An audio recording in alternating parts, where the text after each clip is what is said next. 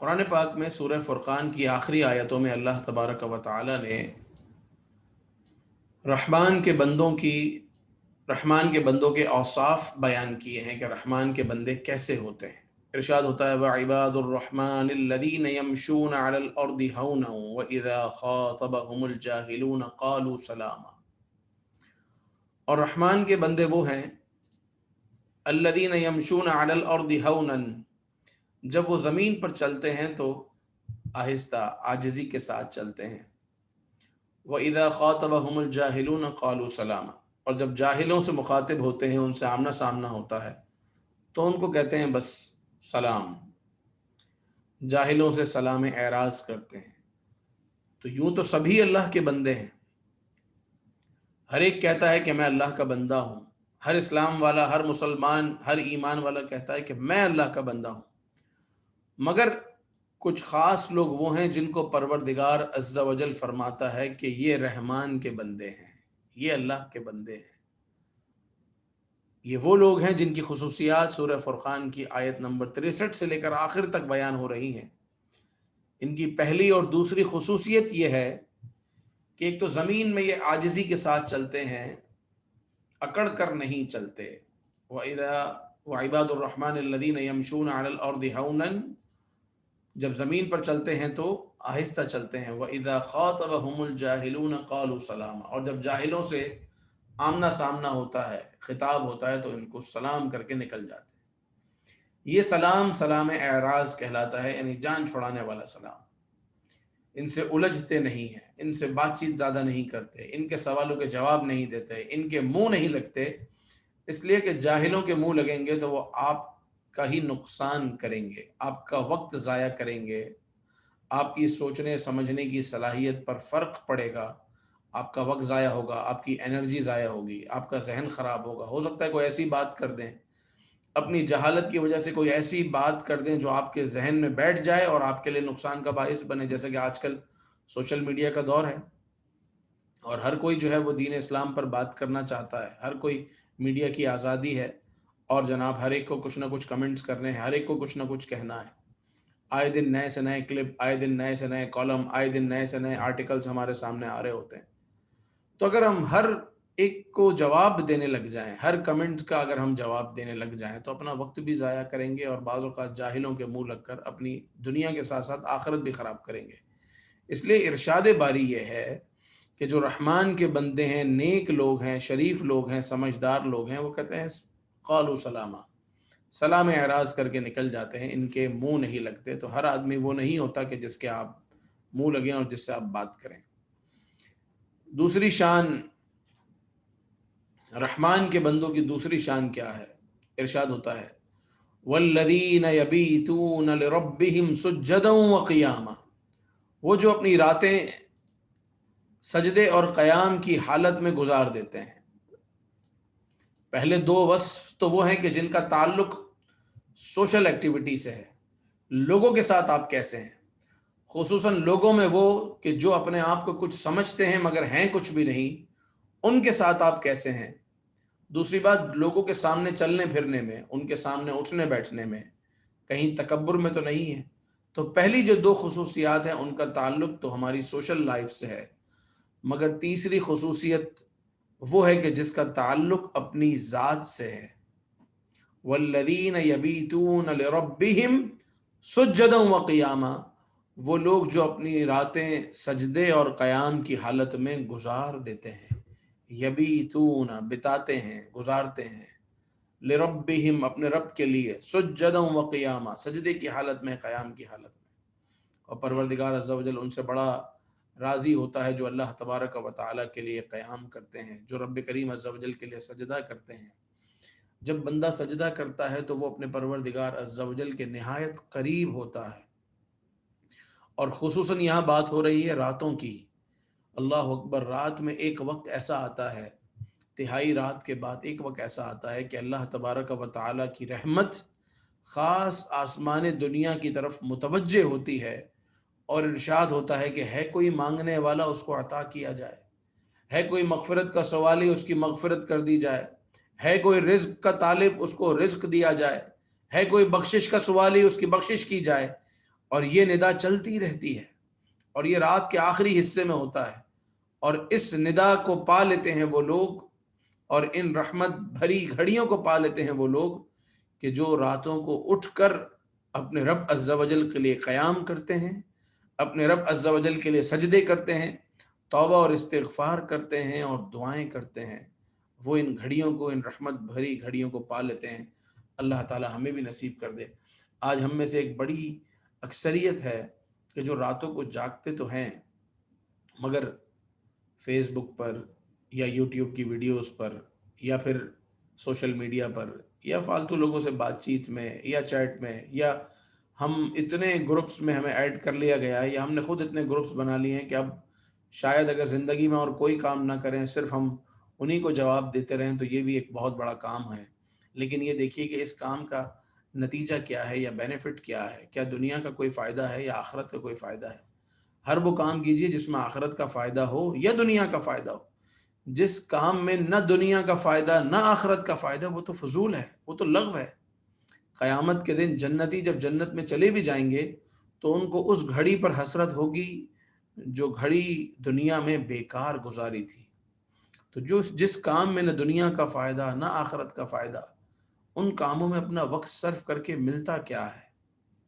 صرف تھوڑی سی دیر کی تسکین، اور بعض اوقات اس کی وجہ سے ہماری نیند پوری نہیں ہوتی، بعض اوقات اس کی وجہ سے ہمارا دن اچھا نہیں گزرتا، بعض اوقات فضولیات میں پڑھنے کی وجہ سے عبادت کی مٹھاس ختم ہو جاتی ہے یا چھین لی جاتی ہے۔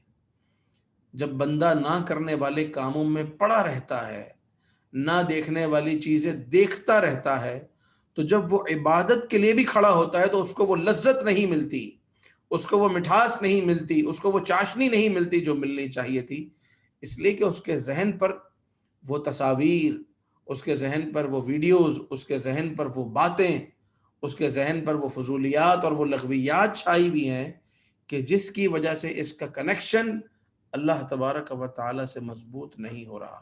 تو اپنے ذہن کو پاک رکھیے، صاف ستھرا رکھیے، اپنی ذہانت کو، اپنے دل کو، اپنے دماغ کو، اپنی سوچ کو، اپنی فکر کو طیب و طاہر رکھیں تاکہ عبادت کی لذت ملے۔ سجدہ کریں تو لطف آئے، دل چاہے کہ اور لمبا کر لوں سجدہ، اور زیادہ دیر طویل کر لوں، قیام کے لیے کھڑے ہوں، نمازوں کے لیے کھڑے ہوں، تو یہ نہ ہو کہ بس جلدی سے نماز ختم ہو اور میں باہر نکلوں، بلکہ جب نماز کے لیے کھڑے ہوں تو دل چاہے کہ میں نماز پڑھتا ہی رہوں۔ ایسی مٹھاس اللہ کرے کہ نصیب ہو جائے۔ دیکھا تو اس کے برعکس معاملہ تو اس کے برعکس ہے۔ نماز کے بعد لوگ موبائل اتنی تیزی سے اور اتنی جلدی موبائل اٹھاتے ہیں کہ شاید نماز کے حوالے سے قبولیت کا میسج بھی لگتا ہے موبائل پر آیا ہے کہ نماز قبول ہوئی ہے یا نہیں، تو فوراً دیکھ لیں کہ ہماری نماز ہو گئی یا نہیں ہوئی۔ تو اتنا زیادہ ہم نے اپنے آپ کو کہاں مصروف کر لیا ہے۔ اللہ والے عباد الرحمن تو وہ ہیں، رحمان کے بندے تو وہ ہیں جو سجدے اور قیام میں اپنی راتیں بتا دیتے ہیں، گزار دیتے ہیں۔ یہ نہیں دیکھتے کہ 15 منٹ کی نماز یا آدھا گھنٹے کی نماز، بس پڑھتے جاتے ہیں۔ مصطفیٰ کریم علیہ الصلوۃ والسلام کا وصف بیان کرتے ہوئے اللہ تعالیٰ نے کیا ارشاد فرمایا؟ یا ایھا المزمل قم اللیل الا قلیلا نصفہ او انقص منہ قلیلا او زد علیہ ورتل القرآن ترتیلا۔ کتنی پیاری آیتیں ہیں کہ میرے آقا کریم علیہ الصلوۃ والسلام جن کے صدقے کتنے لوگوں کی بخشش ہونی ہے، ان کے قیام کی کیا بات ہے، ان کی نمازوں کی کیا بات ہے، ان کی عبادتوں کی کیا بات ہے، اور جو امت مصطفیٰ صلی اللہ علیہ وسلم ہے ان کا بھی انداز یہ ہو جو میرے رب نے فرمایا والذین یبیتون لربہم سجدا وقیاما، کہ وہ لوگ اپنے رب کے لیے سجدے اور قیام میں رات گزارتے ہیں۔ والذین یقولون ربنا اصرف عنا عذاب جہنم ان عذابها کان غراما، اور وہ لوگ جو رحمان کے بندے ہیں اپنے رب عز و جل سے کہتے ہیں، اپنے رب عز و جل کی بارگاہ میں فریاد کرتے ہیں ربنا اصرف عنا عذاب جہنم، اے اللہ ہم سے عذاب جہنم کو پھیر دے، اے اللہ ہمیں عذاب جہنم میں مبتلا نہ کرنا، اے اللہ ہمیں لمحے بھر کے لیے بھی جہنم میں نہ ڈالنا۔ پوری راتیں یا رات کا اکثر حصہ قیام میں گزارنے کے باوجود، سجدوں میں گزارنے کے باوجود، لغویات سے بچنے کے باوجود، تکبر اور غرور سے بچنے کے باوجود، ان کا حال یہ ہے کہ اللہ تبارک و تعالیٰ کی بارگاہ میں جب دعا کرتے ہیں تو کہتے ہیں اے اللہ جہنم کا عذاب ہم سے پھیر دے، ان عذابها کان غراما، بے شک جہنم کا عذاب تو گلے کا پھندا ہے، انہا ساعت مستقرا و مقاما، وہ تو بڑی ہی بری رہنے کی جگہ ہے۔ تو دعائیں بھی کرتے ہیں، گڑ گڑاتے بھی ہیں، جہنم سے پناہ بھی مانگتے ہیں، اور پھر جب باری آتی ہے خرچ کرنے کی تو خرچ کس طرح کرتے ہیں؟ والذین اذا انفقوا لم یسرفوا ولم یقتروا، جب خرچ کرتے ہیں تو نہ اسراف کرتے ہیں اور نہ ہاتھ روکتے ہیں، وکان بین ذلک قواما، بلکہ اس کے درمیان درمیان چلتے ہیں۔ تو خرچ کرنے میں نہ اسراف کرتے ہیں اور نہ کنجوسی کرتے ہیں، دونوں چیزوں کی ہمارے دین نے، ہماری شریعت نے دونوں چیزوں سے ہمیں منع کیا۔ اسراف بھی نہیں ہونا چاہیے اور کنجوسی بھی نہیں ہونی چاہیے۔ اسراف کیا ہے؟ وہاں خرچ کرنا جہاں نہیں خرچ کرنا چاہیے تھا، یعنی ایسی جگہ خرچ کرنا کہ جس میں نہ دنیا کا فائدہ نہ آخرت کا فائدہ۔ اور اگر چلو اپنی زندگی کو اچھا کرنے کے لیے اچھا کھانا، اچھا پہننا، اس میں کوئی حرج نہیں ہے، اچھا بندہ پہنتا ہے یا اچھا کھاتا ہے، اللہ تبارک و تعالیٰ کی نعمت کا اظہار کرتا ہے، تو یہ تو حکم قرآنی ہے۔ اللہ تعالیٰ ارشاد فرماتا ہے وَأَمَّا بِنِعْمَةِ رَبِّكَ فَحَدِّثْ، اپنے رب کی نعمتوں کا چرچا کرو، بیان کرو۔ مصطفیٰ کریم علیہ السلام کی بارگاہ میں ایک شخص آیا اور اس نے میلے کچالے کپڑے پہنے ہوئے تھے اور اس کے بالوں میں بھی جو ہے وہ گرد و غبار تھا۔ تو آپ علیہ السلام نے ارشاد فرمایا کہ اللہ تعالیٰ نے جو نعمتیں تجھے عطا کی ہیں، ان نعمتوں کا ظہور تجھے دیکھنے سے کیوں نہیں ہوتا؟ جو اللہ نے تجھے عطا کیا ہے وہ تجھ پر نظر آنا چاہیے۔ اگر پروردگار نے نوازا ہے تو وہ نظر آنا چاہیے، لیکن کسی کو دکھانے کے لیے نہیں، تکبر کے لیے نہیں۔ اللہ تعالیٰ کی نعمت کا شکر بجا لاتے ہوئے بندہ اچھا کپڑا پہنے تو کہے الحمدللہ الذی کسانی ھذا ورزقنیہ من غیر حول منی ولا قوة، الہی تیرے لیے ہی تمام تعریفیں ہیں، تو نے مجھے پہنایا ہے، اچھا کپڑا پہنایا ہے تو تو نے پہنایا ہے، نئی چیز عطا کی ہے تو تو نے عطا کی ہے، اچھی گھڑی آدمی استعمال کرتا ہے تو اس پر اللہ کا شکر ادا کرے۔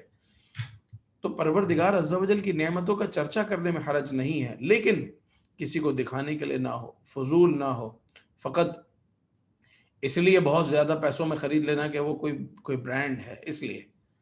تو اس کا مقصد تو یہی ہے کہ لوگوں کو دکھانا، کہ لوگوں کو پتہ چلے کہ ماں بدولت جو ہے وہ برانڈڈ چیزیں ہی استعمال کرتے ہیں۔ تو اگر صرف یہ مقصد ہے تو یہ بھی اسراف ہے۔ جو چیز آپ خرید رہے ہیں اس کی ویلیو وہی ہے، اور آپ نے اپنی ذات کے لیے تاکہ آپ کو سکون ملے اور اطمینان ملے اس لیے خریدی ہے، کوئی حرج نہیں۔ کسی کو دکھانے کے لیے، کسی کو بتانے کے لیے تو یہ دکھانا، بتانا، جتانا یہ گناہ ہوگا، یہ درست نہیں ہوگا۔ تو خرچ کریں لیکن اسراف نہ ہو اور کنجوسی بھی نہ ہو، کہ جہاں خرچ کرنا چاہیے وہاں خرچ نہ کریں۔ ایجوکیشن پہ آدمی ہاتھ روک لے، خرچ نہ کرے، یہ کنجوسی ہے۔ کھانے پینے پر خرچ نہ کرے، روک کر رکھے، کنجوسی ہے۔ صدقہ دینا ہے، صدقہ نہ دے، زکوٰۃ نہ دے، یہ کنجوسی ہے۔ تو کنجوسی بھی نہ کرے، تو اسراف بھی نہ ہو اور کنجوسی بھی نہ ہو۔ اسراف صرف یہی نہیں ہے کہ کھانا بچ گیا تو وہی اسراف ہے، بلکہ بچا ہوا پانی پھینک دینا یہ بھی اسراف ہے، بچی ہوئی چائے پھینک دینا یہ بھی اسراف ہے، بچا ہوا کھانا کسی کے استعمال میں نہ آئے اور ڈسٹ بن میں جائے یہ بھی اسراف ہے، جتنی ضرورت ہے اس سے زیادہ پکانا اور اس کو پھینک دینا یہ بھی اسراف ہے، اور اللہ تعالیٰ اس سے ناراض ہو سکتا ہے۔ تو نہ اسراف ہو اور نہ کنجوسی ہو، اور ہم اس آیت کے مصداق ہوں جس کے بارے میں پروردگار عز و جل نے ارشاد فرمایا والذین اذا انفقوا لم یسرفوا ولم یقتروا وکان بین ذلک قواما، کہ جب وہ خرچ کرتے ہیں نہ اسراف کرتے ہیں اور نہ کنجوسی کرتے ہیں اور اس کے درمیان رہتے ہیں۔ اس کے بعد ارشاد ہوتا ہے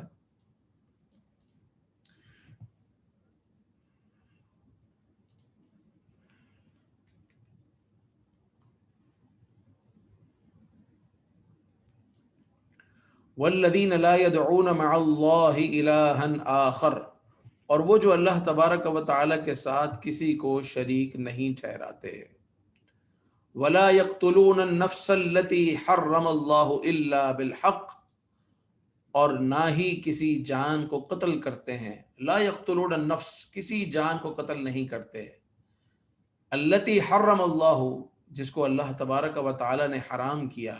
اللہ تعالیٰ نے ہر مسلمان پر دوسرے مسلمان کا خون یہ حرام فرمایا ہے۔ تو عباد الرحمن کی نشانیاں، نیک لوگوں کی علامت یہ ہے کہ نہ وہ اللہ تعالیٰ کے ساتھ کسی کو شریک کرتے ہیں اور نہ ہی کسی کو قتل کرتے ہیں، ولا یزنون، اور نہ وہ بدکاری کرتے ہیں۔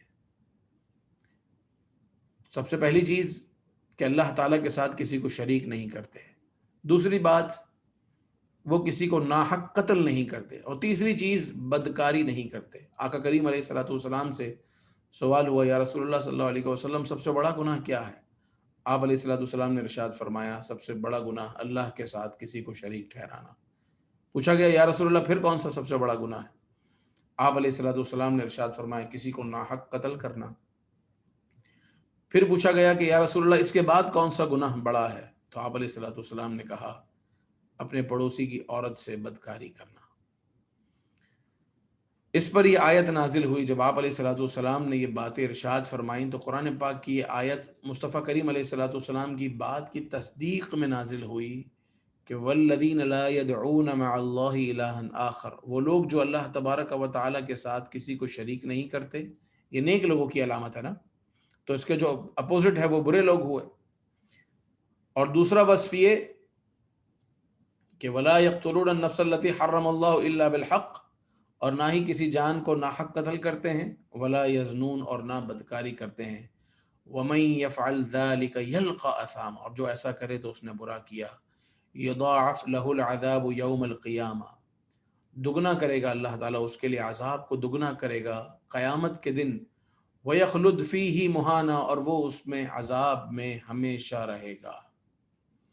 اگر اس کا خاتمہ ایمان پر نہ ہوا، اگر وہ شرک کے ساتھ ہی مرا، تو وہ اس عذاب میں ہمیشہ رہے گا۔ بچنے کی صورت کیا ہے؟ ارشاد ہوتا ہے الا من تاب وآمن وعمل عملا صالحا، ہاں وہ شخص جو توبہ کر لے اور ایمان لے آئے، وعمل عملا صالحا، اور نیک کام کرتا رہے، نیک کام کرنے میں لگ جائے، تو پھر تو اللہ تعالیٰ اس کو کیسا نوازتا ہے، فَأُولَئِكَ يُبَدِّلُ اللَّهُ سَيِّئَاتِهِمْ حَسَنَاتٍ، اللہ تعالیٰ اس کے خطاؤں کو، اس کے گناہوں کو نیکیوں میں بدل دیتا ہے۔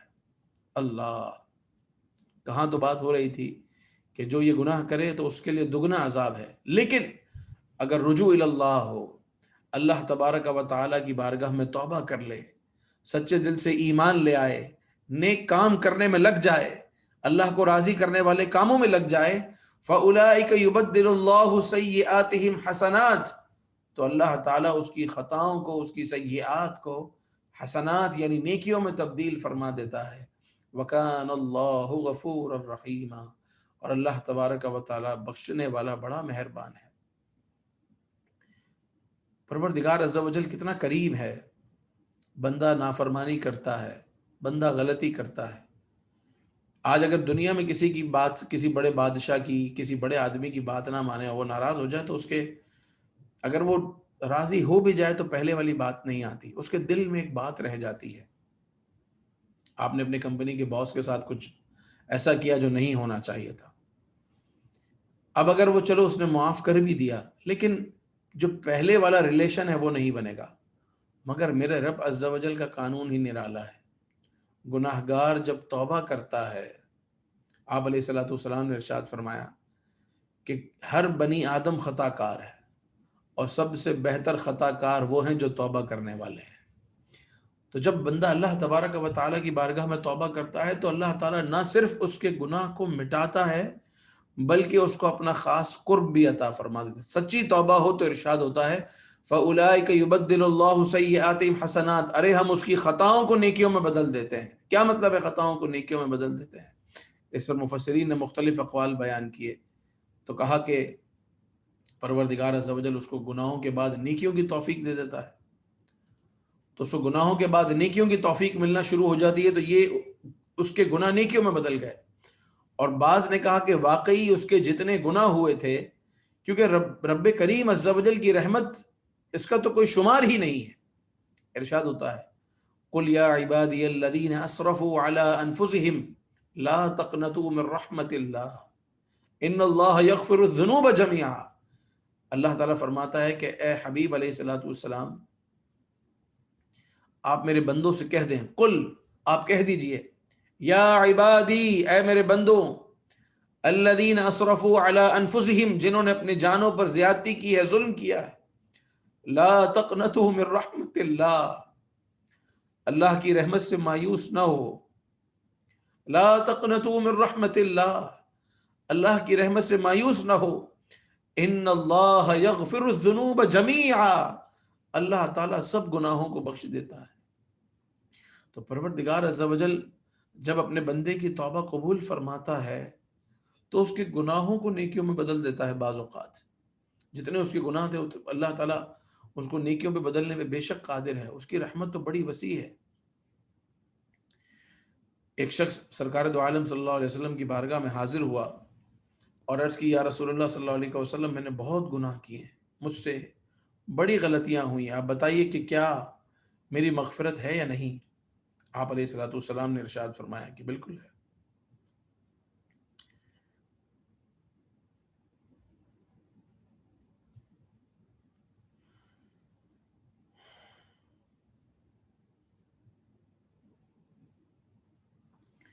اس نے کہا، یا رسول اللہ صلی اللہ علیہ وسلم، مجھ سے بڑے گناہ ہوئے، بڑی غلطیاں ہوئیں۔ تو آپ علیہ الصلوۃ والسلام نے ارشاد فرمایا کہ بالکل تیرے گناہوں کی معافی ہے۔ ایک آیت پڑھ کر سنائی، الا من تاب وآمن وعمل عملا صالحا، کہ اگر تو توبہ کر لے اور ایمان لے آئے اور نیک کام کرنے لگے تو تیرے لیے معافی ہے۔ جو بھی ابھی ہم نے آیت پڑھی، اگر توبہ کر لے، ایمان لے آئے اور نیک کام کرنے لگے تو تیرے لیے معافی ہے۔ اس نے کہا، یا رسول اللہ صلی اللہ علیہ وسلم، میں توبہ کر لیتا ہوں، ایمان لے آتا ہوں، لیکن اگر میں نیک کام نہ کر سکا تو؟ کیونکہ یہاں تو پروردگار عز و جل نے معافی کو نیک کاموں کے ساتھ منسلک فرمایا ہے۔ اس پر قرآن پاک کی یہ آیت آقا کریم علیہ الصلوۃ والسلام نے پڑھی اور تلاوت کی، قل یا عبادی الذین اسرفوا علی انفسہم، اے میرے بندوں، اللہ تعالیٰ فرماتا ہے وہ لوگ جنہوں نے اپنی جانوں پر ظلم کیا ہے، لا تقنطوا من رحمت اللہ، اللہ کی رحمت سے نا امید نہ ہونا، مایوس نہ ہونا، ان اللہ یغفر الذنوب جمیعا، اللہ تبارک و تعالی تمام گناہوں کو بخشنے پر قادر ہے، وہ تمام گناہوں کو معاف فرما دیتا ہے۔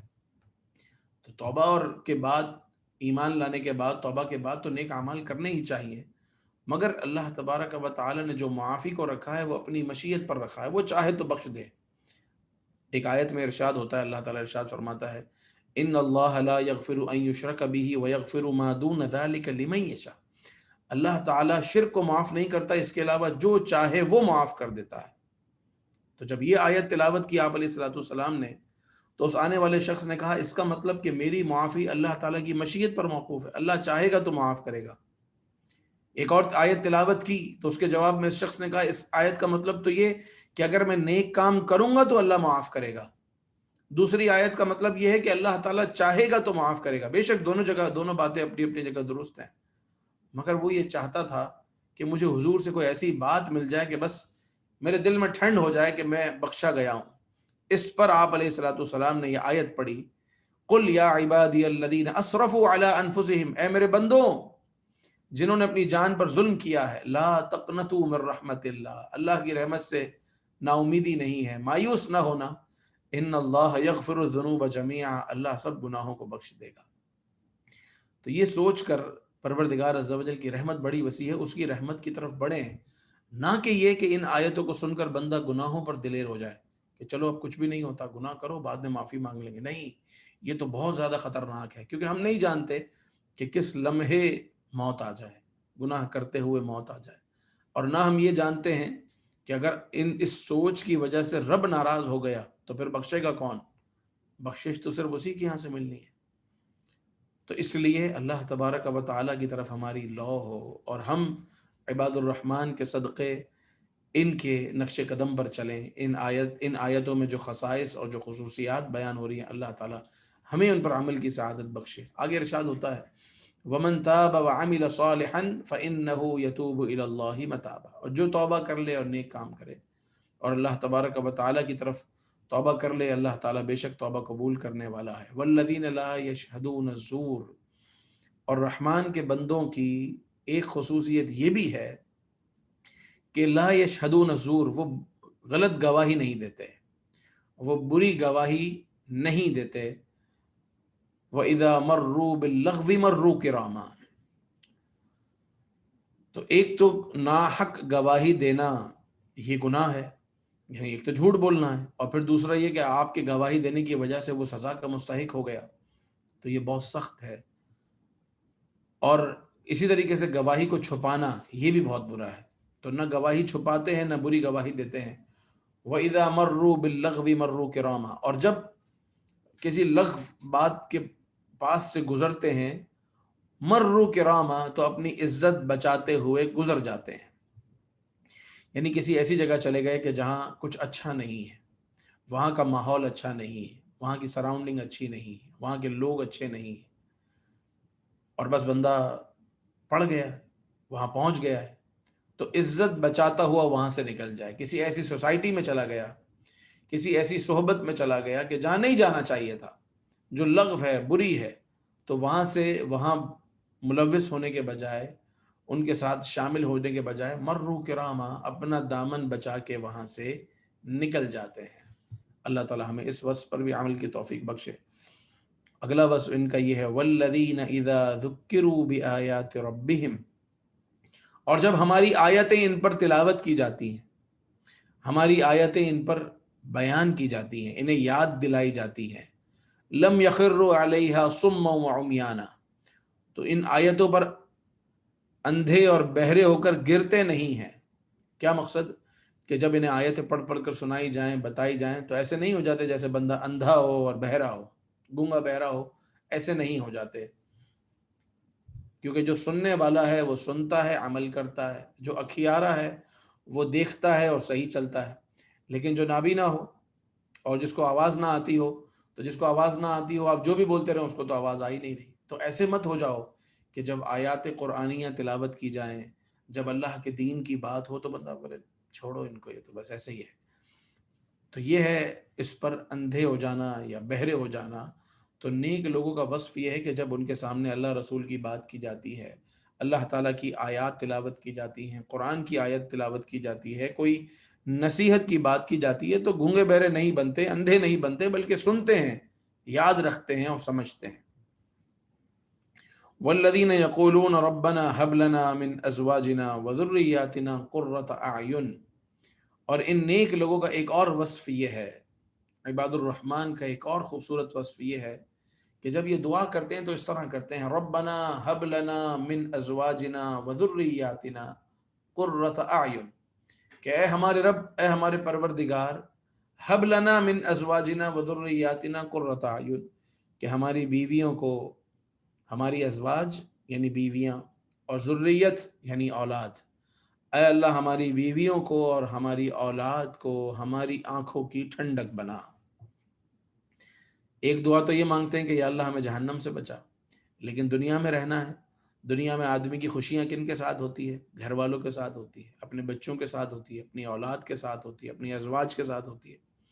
تو اگر یہ ازواج اور اولاد ہی ایسی ہو، اگر بیوی ایسی ہو جو ہر وقت تانے دیتی رہے، باتیں سناتی رہے، ستاتی رہے، تنگ کرتی رہے، لڑتی رہے، جھگڑتی رہے، تو بندے کی تو نیند حرام، اس کا تو سکون خراب ہو جائے. لیکن اگر اچھی بیوی ہو، ایسی بیوی کو جس کو دیکھ کر آنکھ ٹھنڈی ہو، اولاد ایسی ہو کہ جن کو دیکھ کر آنکھیں ٹھنڈی ہوں، تو کیا بات ہے. تو بندہ اپنی آخرت کے ساتھ ساتھ اپنی دنیا کے ان معاملات کے لیے بھی اللہ کی بارگاہ میں دعا کرے اور کہے، ربنا هب لنا من ازواجنا وذریاتنا قرۃ اعین، اے اللہ میری اولاد کو اور میری بیویوں کو میری آنکھوں کی ٹھنڈک بنا، کہ ان کو دیکھوں تو میری آنکھیں ٹھنڈی ہوں، تو میرا عبادت میں بھی دل لگے، میرا کاروبار میں بھی مجھے فائدہ ہو، میرے گھر میں بھی مجھے برکت ملے. اور اگر خدا نخواستہ اولاد کی نافرمانی ہو یا بیوی کی طرف سے نافرمانی ہو، تو گھر سے برکت بھی ختم ہو جاتی ہے، جو رحمتوں کا نزول ہونا تھا وہ بھی دور ہو جاتا ہے، بے برکتی ہو جاتی ہے. تو اولاد کی نافرمانی یا بیوی کی نافرمانی یہ ایک مشکل امر ہے، اللہ تعالیٰ محفوظ رکھے. تو بندہ دعا بھی کرے، ہمیشہ صرف کوسنے پر ہی کام نہ چلائے، کیونکہ کوسنے سے کوئی مسئلہ حل نہیں ہوتا. اللہ کی بارگاہ میں دعا کرنے سے مسائل حل ہوتے ہیں کہ الہ العالمین میری گھر والی کو اور میری اولاد کو میری آنکھوں کی ٹھنڈک بنا، وَجْعَلْنَا لِلْمُتَّقِينَ إِمَامًا، اور الہ العالمین ہمیں متقیوں کا امام بنا دے. صرف متقی نہیں، بلکہ متقیوں کا امام بنا دے. یعنی ہم تقوی میں اتنا آگے ہوں، ہمارا تقوی ایسا زبردست ہو، ہم تقوی پرہیزگاری میں، تیرے خوف میں، گریہ ہوزاری میں، اور جن چیزوں سے بچنا چاہیے ان چیزوں سے بچنے میں، جن چیزوں پر عمل کرنا چاہیے ان پر عمل کرنے میں ایسے آگے ہوں جس طریقے سے امام مقتدیوں کے آگے ہوتا ہے، اس طرح ہم متقیوں کے آگے ہوں. اے اللہ ہمیں تقوی والوں کا بھی امام بنا دے، اور تقوی والوں کا جو امام ہوگا یقیناً وہ اللہ کا ولی ہوگا. اللہ کی رحمت اگر شامل حال ہوئی تو جو تقوی والا ہے، کیونکہ جہاں اللہ تبارک و تعالی نے اللہ والوں کی بات کری ہے، اولیاء کی بات کی، تو کیا ارشاد فرمایا؟ الا ان اولیاء اللہ لا خوف علیہم ولا هم يحزنون الذین آمنوا وكانوا يتقون. اللہ کے جو اولیاء ہیں نہ انہیں کوئی خوف ہے نہ کوئی غم ہے. مگر کون ہے اولیاء اللہ؟ الذین آمنوا، وہ جو ایمان لائے، وکانوا یتقون، اور وہ جو متقی رہتے ہیں، جو تقوی و پرہیزگاری پر رہتے ہیں، وہ لوگ ہیں. اور جب بندہ ان متقیوں کا بھی امام بن جائے تو کیا عجب کہ پھر وہ اولیاء کی صف میں شامل ہو. بلکہ اللہ چاہے تو اس کو امام الاولیاء، اللہ تبارک و تعالی چاہے تو اس کو اپنے زمانے کے ولیوں کا امام بنا دے. پروردگار عز و جل اس پر قادر ہے. تو اس لیے اللہ کی بارگاہ میں دعا کرنی چاہیے کہ الہ العالمین ہمیں، ہماری گھر والی، ہمارے بچوں، ان میں آنکھوں کی ٹھنڈک بھی عطا کر، اور ہمیں متقیوں کا امام بنا. اور جب بندہ یہ آیت پڑھے، یہ دعا کرے، تو اس کے معنی کو بھی ذہن میں رکھے کہ وہ اللہ سے کہہ کیا رہا ہے، بات کیا کر رہا ہے. جب وہ اللہ تبارک و تعالیٰ سے پانچوں نمازوں کے بعد کہہ رہا ہے اللہم اجعلنا من المتقین، یا وجعلنا من المتقین اماما، وجعلنا للمتقین اماما، وجعلنا للمتقین اماما، اے اللہ ہمیں متقیوں کا امام بنا، متقیوں کا امام بنا. تو یہ معنی ذہن میں ہو، اور اس کے لیے پھر آدمی جب ایک بات زبان سے کہہ رہا ہے تو اس کے لیے کوشش بھی کرے. اللہ تبارک و تعالیٰ کی رحمت ضرور شامل حال ہوگی. آگے ارشاد ہوتا ہے، یہاں اوصاف ختم ہو گئے، یعنی ان آیتیں مکمل ہو گئیں، اور نیک لوگوں کے وصف تو ختم نہیں ہوتے، وہ تو بے شمار ہیں. مگر جہاں اللہ تبارک و تعالی نے آیت نمبر 74 تک ان کے اوصاف بیان کرنے کے بعد ان کے لیے جو انعام ہے وہ ارشاد فرمایا، اولئک یجزون الغرفۃ بما صبروا. ان کے لیے جزا میں وہ محل ہے. غرفہ ویسے کمرے کو کہتے ہیں، لیکن یہ جنتی محل یہاں سے مراد ہے کہ ان کو جو جزا دی جائے گی وہ جنت کا محل ہے. بما صبروا، اس لیے کہ انہوں نے صبر کیا، صبر کے بدلے میں انہیں جنت کا محل عطا کیا جائے گا. وَيُلَقَّوْنَ فِيهَا تَحِيَّةً وَسَلَامًا، اور فرشتوں کی طرف سے اور غلمان کی طرف سے ان پر تحیت اور سلام ہوگا. خالدین فیہا، اس میں ہمیشہ رہیں گے. حسنت مستقرا و مقاما، کتنی خوبصورت اور کتنی بہترین رہنے کی جگہ ہے. تو انہوں نے کیا صبر کیا؟ انہوں نے صبر یہ کیا کہ جب یہ بری باتوں کی طرف جاتے تھے تو دل کرتا تھا کہ وہاں ان لوگوں کے ساتھ بیٹھیں، فضول لوگوں کے ساتھ، مگر نہیں بیٹھے. جھوٹ بولنے کا دل کرتا تھا مگر نہیں بولا. جب آیت تلاوت کی جاتی تھی تو کبھی کبھی ہوتا ہے آدمی کے نفس میں، اس کا نفس بھی جوش مارتا ہے اور اس کا سننے کا نہیں دل کرتا، مگر یہ سنتے تھے تو اپنے آپ پر صبر کیا. راتوں کو اٹھنے کا دل نہیں چاہتا تھا، پھر بھی اٹھ کر عبادت کرتے تھے. تو یہ سب صبر ہے، عبادت پر صبر، گناہوں پر صبر. گناہ کرنے میں جو لذت ہے اس کے باوجود گناہ کو چھوڑ دیا اور صبر کیا. نیکیاں کرنے میں مشقت ہے، اس کے باوجود اپنے آپ پر صبر کیا اور نیکیاں کی. تو اولئک یجزون الغرفۃ بما صبروا، ان کو جو جنت کا محل ملا وہ اس لیے کہ انہوں نے صبر کیا. وَيُلَقَّوْنَ فِيهَا تَحِيَّةً وَسَلَامًا، ان کے لیے تحیت ہے، ان کے لیے سلام ہے. خالدین فیہا، اس میں ہمیشہ رہیں گے. حسنت مستقرا و مقاما، کیا ہی خوبصورت رہنے کی جگہ ہے، کتنا ہی پیارا مقام ہے. اللہ تبارک و تعالی ہم سب کو نصیب فرمائے. تو یہ سورہ فرقان کی آخری آیتیں آپ خود بھی تلاوت کر سکتے ہیں. میرا مشورہ ہے بلکہ ان آیتوں کو یاد بھی کریں، اور رات کو اٹھ کر جب تہجد پڑھیں تو ان رکعتوں میں، اس نماز میں ان آیتوں کی تلاوت کریں. پھر آج آپ نے پہلی بار یا دوسری بار شاید ان آیتوں کا ترجمہ سنا، تو اس کو بار بار پڑھیں، اور پھر ان اوصاف کو اپنے اندر بھی تلاش کریں کہ کیا میں یہ غلطی تو نہیں کرتا، میں اسراف تو نہیں کرتا، میں کنجوسی تو نہیں کرتا، میں جھوٹی گواہی تو نہیں دیتا، میں کسی برے کام میں، بدکاری میں، کسی بری چیز میں مبتلا تو نہیں ہوں. اپنا محاسبہ کریں، اگر کوئی غلطی ہے تو اس کو دور کریں، اور اپنے آپ کو عباد الرحمن میں شامل کرنے کی کوشش کریں. ان آیتوں کو پڑھتے رہیں گے، ترجمے کو پڑھتے رہیں گے، نمازوں میں پڑھتے رہیں گے، تلاوت کرتے رہیں گے اور ان پر عمل کرنے کی کوشش کرتے رہیں گے تو انشاءاللہ عز و جل ہم بھی عباد الرحمن میں ہوں گے اور ہمارے لیے بھی وہ انعام ہوگا جس کے بارے میں رب نے فرمایا اولئک یجزون الغرفۃ بما صبروا، ان کے لیے وہ محل ہے جو صبر کے بدل ان کو دیا گیا ہے، وَيُلَقَّوْنَ فِيهَا تَحِيَّةً وَسَلَامًا، اور رب کریم عز و جل کی جانب سے، فرشتوں کی جانب سے، جنت کی مخلوقات کی جانب سے تحیت اور سلام ہوگا۔ اور اللہ تبارک و تعالی ہم سب کو وہ نصیب فرمائے۔ اچھی صحبت ہوگی تو انشاءاللہ عز و جل نیک بننا، نیک رہنا آسان ہوگا۔ اگر صحبت خدا نخواستہ اچھی نہیں ہوگی تو پھر کچھ دیر تو ہم باتیں سنتے ہیں، یاد رہتی ہیں، بڑی اچھی بھی لگتی ہیں، لیکن اس کے بعد پھر بھول جاتے ہیں، اپنی وہی جو لائف اور وہی جو روٹین ہے اس میں چلے جاتے ہیں۔ تو اپنی صحبتوں کو اچھا رکھیں، انشاءاللہ عز و جل خیر ہی خیر ہوگی۔ پروردگار عز و جل ہم سب کا حامی ہو، ناصر ہو۔ وآخر دعوانا ان الحمد للہ رب العالمین۔